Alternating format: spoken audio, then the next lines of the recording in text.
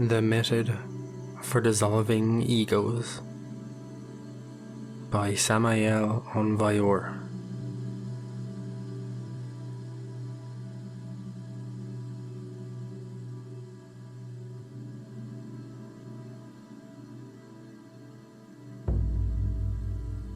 When one knows the precise didactic for the dissolution of those undesirable elements that we carry inside, one then achieves unusual progress.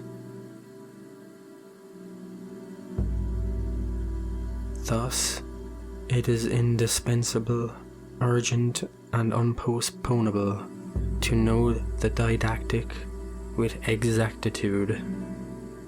Only thus is it possible the disintegration of those undesirable elements that we carry inside.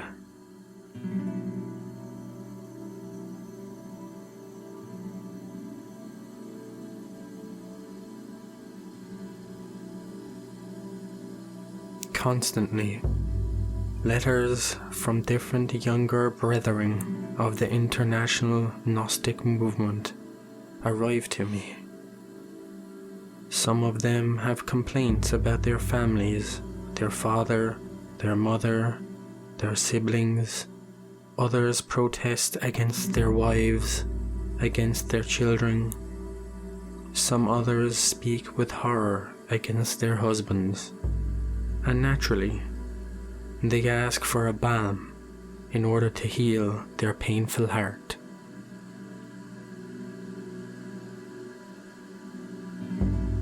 Until now, among all of those letters, I did not find, not even one at least, someone who was content with such adverse situations.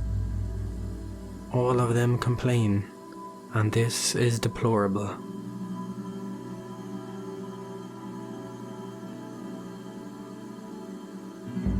They do not want their psychological gymnasium. Rather, they would like to flee from it. Therefore, I, as an instructor, have no other choice than to feel discouraged.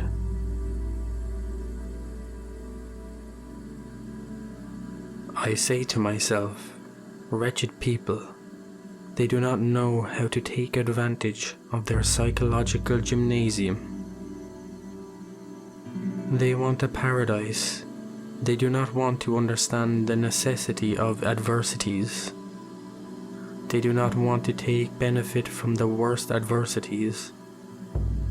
Indeed, they do not long for their self-discovery. When one wants to know himself, one does it here, because in these gymnasiums of pain is where those defects that we carry hidden flourish inevitably.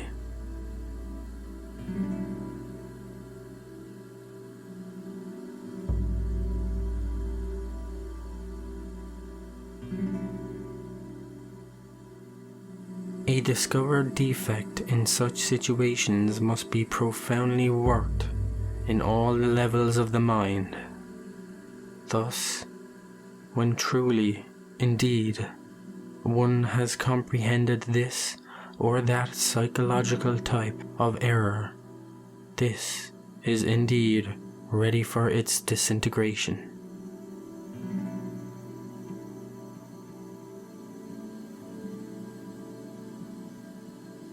Since bachelors or bachelorettes do not possess a hermetic crucible, it is obvious that they cannot work in the ninth sphere. But they can by all means appeal to their goddess mother, Stella Marie, the Virgin of the Sea, that living and philosophical fire that lies latent within any organic or inorganic matter, Kundalini as she is called in Hindustan. Thus, if one appeals at that type of energy, if one focuses his heart, mind, and most profound feelings on her, I am sure that one will be assisted, and that igneous power can reduce to ashes, to cosmic dust, that psychological aggregate in question.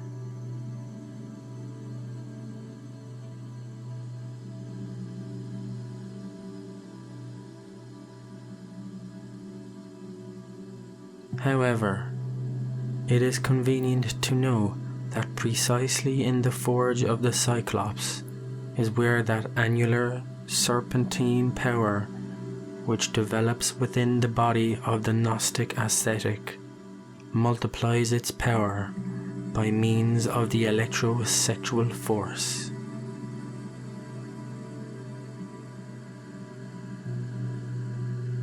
Based on all of these motives, the woman who has a priest spouse, or the man who has a priestess wife, can really work in depth during their chemical copulation. It is enough for them to have the proper concentration in Devi Kundalini. Evidently, she, the sacred cobra of ancient mysteries, when reinforced by the electric power of sex, by the transcendental sexual electricity, can indeed annihilate, pulverize, and reduce to ashes, in a very speedy way, any psychological aggregate that we had previously comprehended. In any case, my dear brethren, before anything else, we need to discover the defect we will reduce to dust. Such a defect cannot be discovered if we do not use the sense of psychological self-observation. Any adverse situation offers us rich opportunities. Unfortunately, people want to flee from all adverse situations. They protest instead of giving thanks to those brilliant occasions. The psychological gymnasium is very difficult, but the more difficult the gymnasium is for us, the better it is for our self-discovery.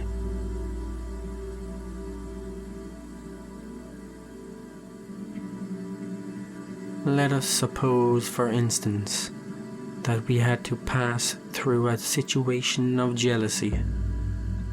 All of a sudden, one finds his spouse conversing very quietly with another person in one corner of our house. Such an encounter has nothing pleasant whatsoever, yet it is magnificent for self-discovery.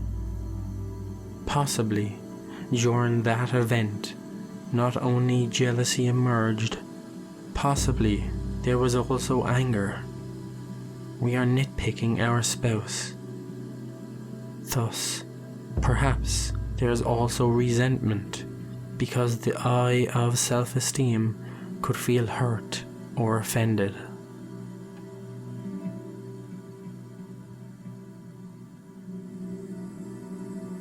In short, what should we do? Very quietly, in the night, we lie down in a reclining position in our bed. In other words, facing up, with our body relaxed, eyes closed, and while breathing rhythmically, one has to reconstruct the scene just as it happened.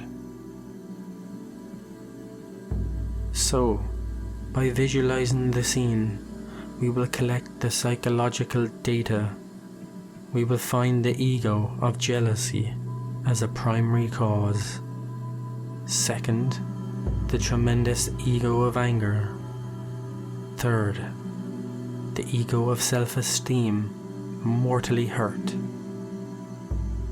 Thus, since we have discovered in that scene these three egos that entered into action, now we have to dissolve them.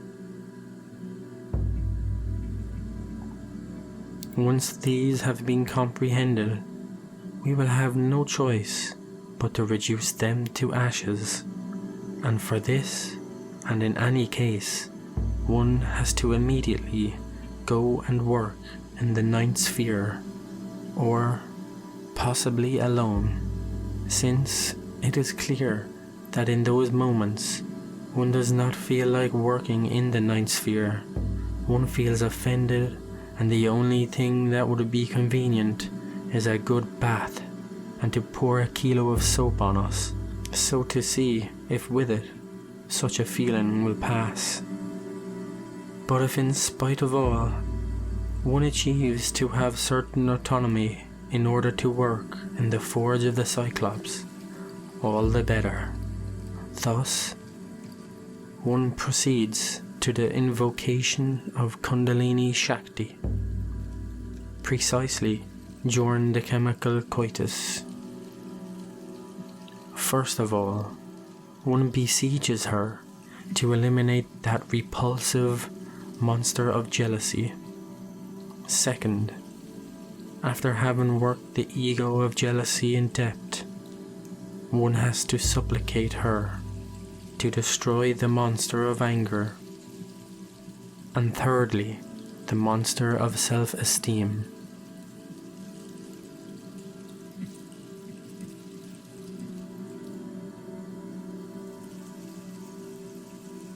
Certainly, people love themselves bountifully.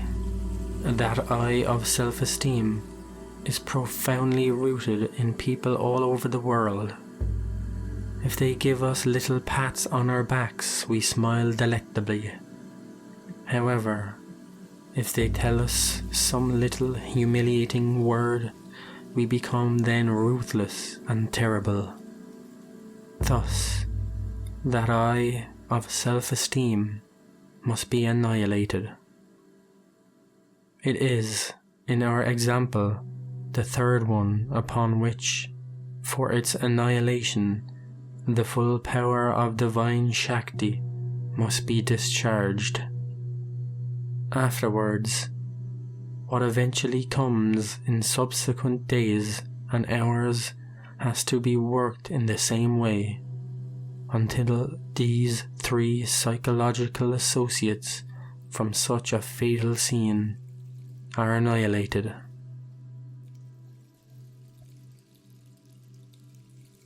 Obviously, it is in the practical life from where we have to extract the material for the dissolution of the ego. Yet, the brethren have the tendency of escaping from their practical life, which is manifestly an absurdity.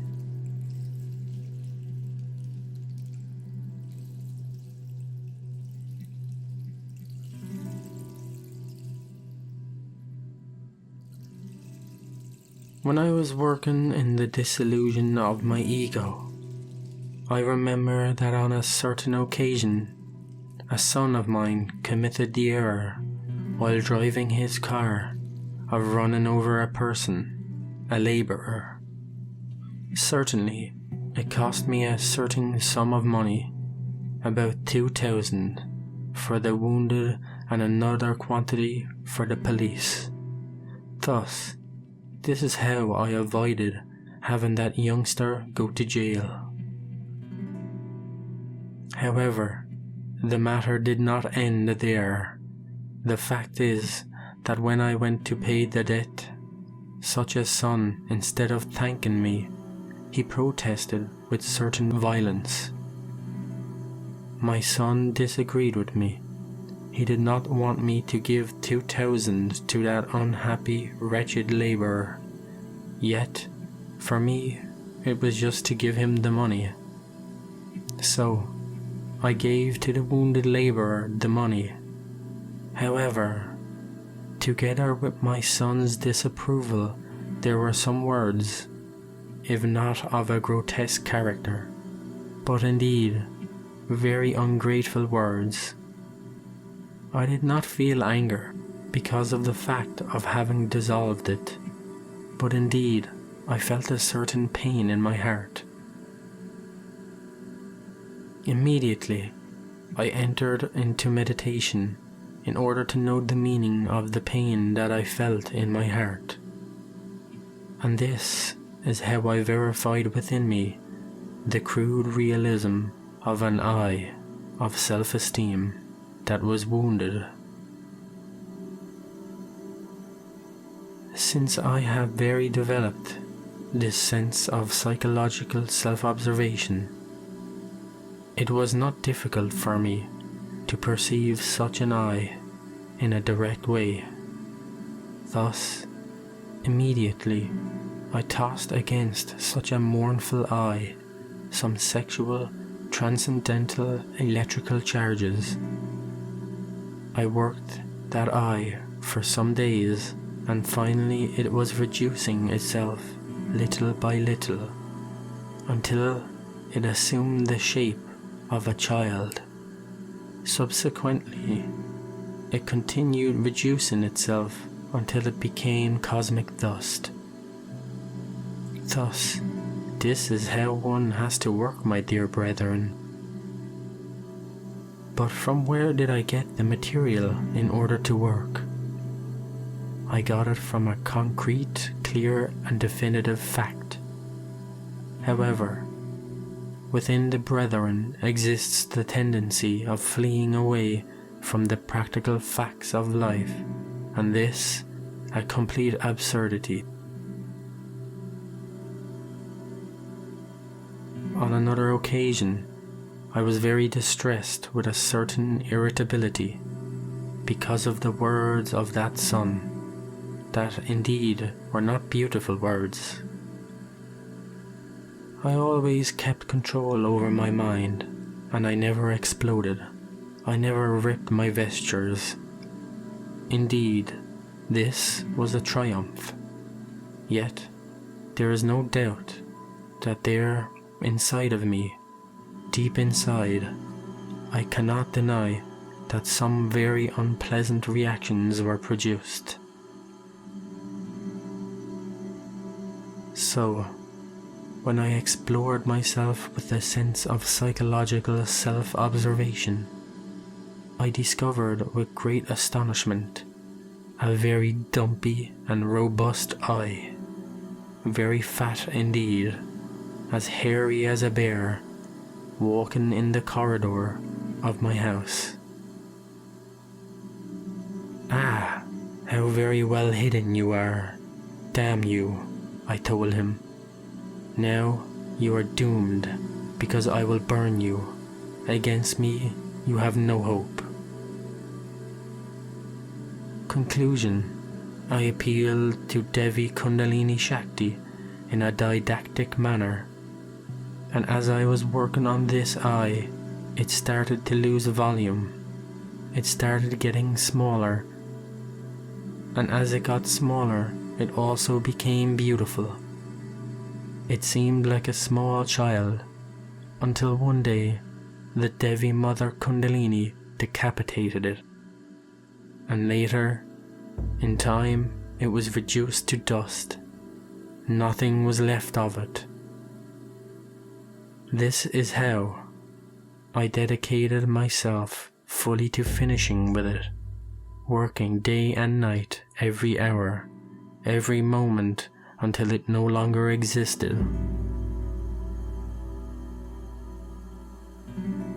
The sense of psychological self-observation will be developed in every one of you as you use it. Don't forget that a sense that is not used will atrophy. A day will arrive in which your sense of psychological self-observation will be fully developed in such a way that you will be able to perceive any undesirable psychological aggregate just as I do.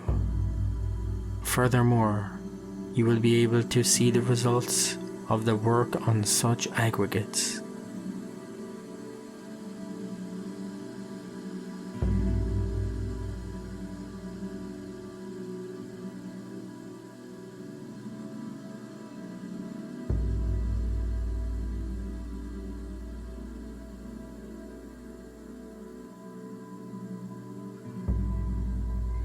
Every one of us has his consciousness bottled up among all these actors of different dramas, comedies and tragedies of life.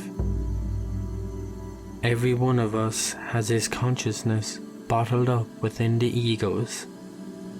So let us reduce the egos, the eyes, to dust, and the consciousness will be free. A free consciousness is an illuminated consciousness. It is a consciousness which is able to see, hear, and touch the great realities of the superior worlds. It is an omniscient and divine consciousness.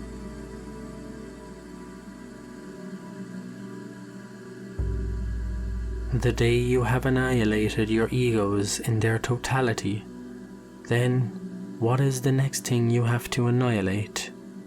The seeds of the ego, of course, because when the ego dies, the seeds are left. They are terribly malignant. These seeds must be disintegrated, reduced to dust.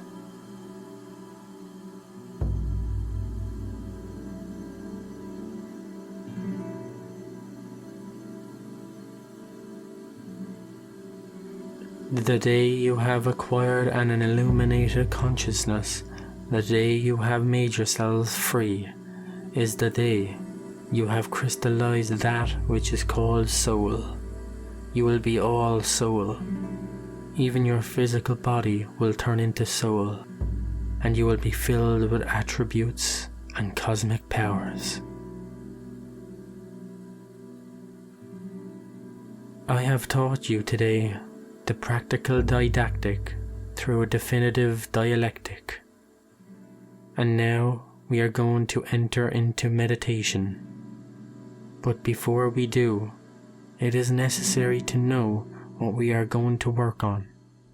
Otherwise, it will be worthless. As you are people who fight for self-discovery, it is obvious that you are working on such and such psychological error. Is there anyone who still does not know what to work on? Is it possible that there is in this meditation group one who is not working on disintegrating a defect? If there is, I would like to meet him.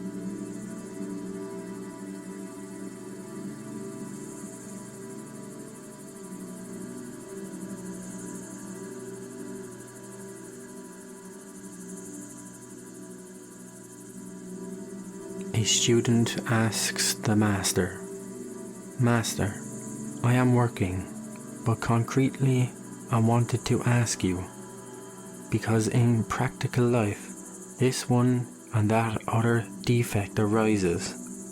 Then one is confused about which one to work on. So I ask you the favor of telling me which one to work." The master says, "Which one are you working on?" The student says, "I was trying to work on lust, anger, fear during meditation." Then one is confused. The master says, "But specifically, which one are you working on? I see that you are a judicious man, and therefore you would already have specified your work." The student replies, "I have wanted to work on lust." The master says, "The eye of lust is a capital one, and one works on it during the whole life, because therein lies the original sin, the root of all defects. But always it is necessary to work on it associated with some other one. That one works on anger, but lust comes in. That one works on envy, but lust continues. That one works on pride, but lust continues. Lust is a capital one." The student asks, "That is to say, in a meditation, to work on all that one remembers of the eye?" The master replies, "That of all that one remembers sounds to me like incoherent, vague, imprecise, odorless, insubstantial, colorless. Let us think with accuracy which defect you have just discovered in the practice. If you are alert and vigilant as the watchman in times of war, you would have discovered a certain defect. Which one have you discovered? In what situation have you seen yourself now? Did you have some word of anger? Did you have some lustful impulse? Which was the last one that you discovered? In what situation? Was it in the house? In a bar? What happened to you? Were you sleeping?"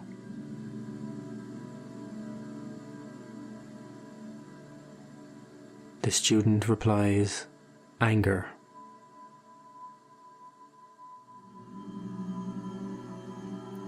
An outburst of anger. I would like for you to be sincere. It's all right, because that is what one has to do, to live alert and vigilant as the watchman in time of war. So, where was it the anger? Which was it the moment? Are you able to visualize the instant when you felt anger? Can you do it? Can you visualize it? Can you remember how it was? Because now we will work on that. It is from concrete facts from where we will depart. We will not depart from colorless, odorless, insubstantial facts. We will depart from concrete, clear, and definitive facts. Let us be 100% practical. Reconstruct, visualize that scene of anger, and on that you will work now in the meditation. A student asks the master, "Master, it happens that when one discovers a defect that is attacking us, for example, anger, and one begs to his Divine Mother to help to eliminate it." The master replies, "What situation did you start with? When did that happen? Which street? What was the house number? I want facts. Do not come with vagueness." The student replies, "It happened precisely yesterday, when during an attack of anger, because I wanted to go to listen to your lecture. Then that yearning that I have felt itself wounded, because my wife did not want to go. Then I got angry. But in that same instant, I begged to my Divine Mother and I accused it, but I do not know if I achieved something." The master replies, "Let us be more practical. You got angry against your poor wife, but do you already know why you got angry?" The student replied, "Because she did not allow me to attend the lecture."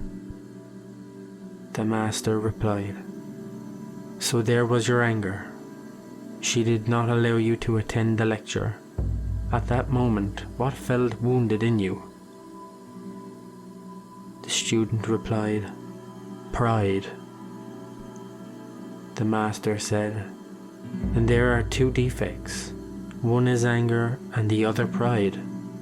On those two eyes, you will work now concretely, practically. The petition you made at that moment is good, but it was a little bit light. Have you already meditated on that? Have you reconstructed the scene already? How many hours were you in your bed with your body relaxed, becoming aware of what happened? Could you tell me exactly? Because it is very light, and we need to be more profound. The water that runs muddy is the shallow water. We need very deep water. We could say that wells with little depth at the edge of the road dry up under the sunlight and become marshes full with rottenness. but deep waters, where fish inhabit and there is life, are different. A student asked the master, "In the morning, I felt a certain reaction, but later in another event, another reaction that obeys the other eyes. In the meditation, should I apply myself to both or only one?"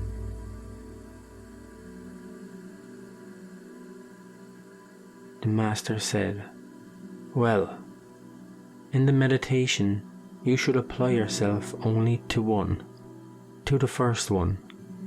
Later on, you apply yourself to the other one. Now for working purposes, apply yourself to the first one." The student said, "That eye that was left out of the meditation, doesn't it fatten?" The master replied, "You leave it for another event, but if you do not want it to fatten, don't feed him, and you will see that it becomes skinny." The student replied, "Master, you have taught us an order in the work, but during the day, many defects manifest in us. Perhaps, for that reason, when looking for the psychological characteristic, there has been a misunderstanding on our part. How can we understand that, and what should one work on?" The master replied, "It is necessary to have order in the work, that is clear, and I agree. But when night time arrives, with your body relaxed, you will practice your retrospective exercise on your current existence or previous existences, at least on the day's events. Then you will visualize, you will reconstruct the events of the day, so the events of the day have already been reconstructed, numbered, properly classified. Then you will proceed to do the work. First, an event to which one can dedicate 15 or 20 minutes. Another event to which one can dedicate a half an hour. To another event, one can dedicate 5 minutes. It all depends on the graveness of the events, and so already ordered, you can work on them at night peacefully and in order. Keep marching forward, my dear brethren, until the final liberation. Inferential peace.